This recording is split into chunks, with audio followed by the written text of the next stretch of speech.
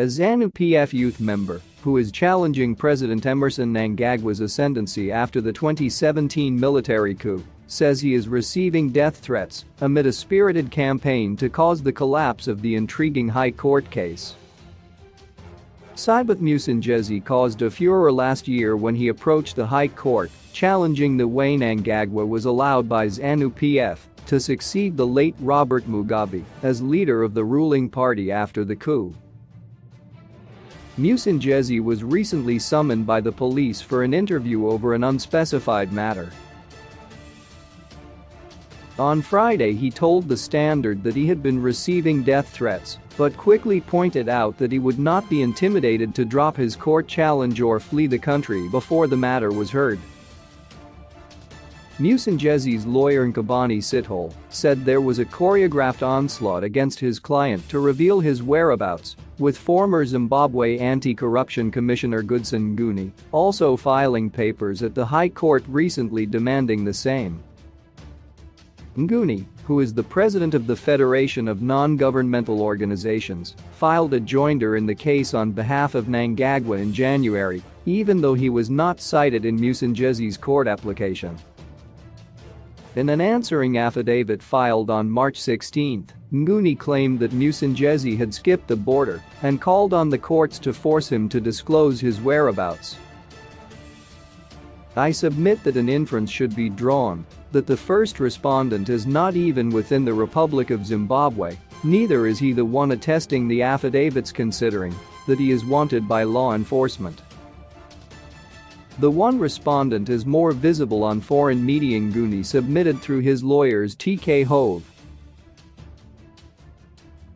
Nguni cited Musengezi, ZANU-PF, Mnangagwa, ZANU-PF Secretary for Administration Albert Mpofu, ZANU-PF Secretary for Finance Patrick Chinamasa, former Vice President Felikazela Mfoko, and former Party Secretary for Finance Ignatius Chombo as first to seventh respondents respectively.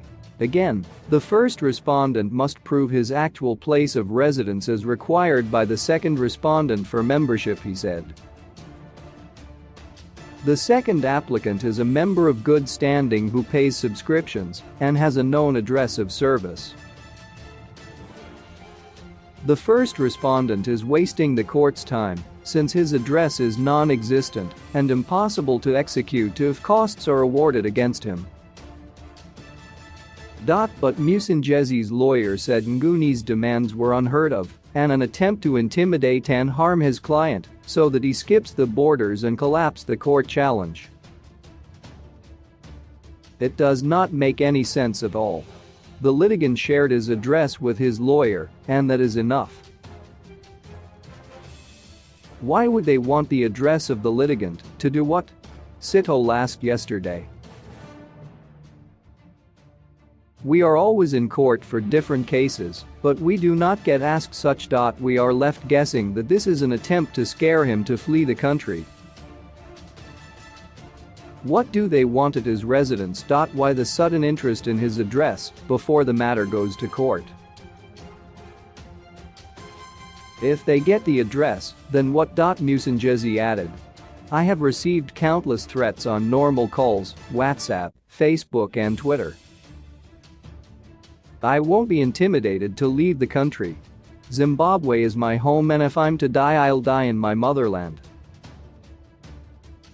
They have tried all tricks, including threatening me with arrest, but I am not moved by any of that. Musengezi is challenging the constitutionality of processes that saw Mnangagwa assuming the leadership of the ruling party and country's presidency after the coup. In opposing papers, the ZANU-PF Secretary for Administration Albert Mpofu said the High Court had no jurisdiction to hear the case, adding that Mnangagwa enjoyed presidential immunity. Musengezi cited ZANU-PF, Mnangagwa, Mpofu, Chinamsa, Mfoko and Chombo as the first to fifth respondents respectively in his application. ZANU-PF is also claiming that the politician is being sponsored by exiled former Minister Xavier Kasukuwere, who has declared an interest to challenge Mnangagwa in next year's elections. pumping it, like this, like this, like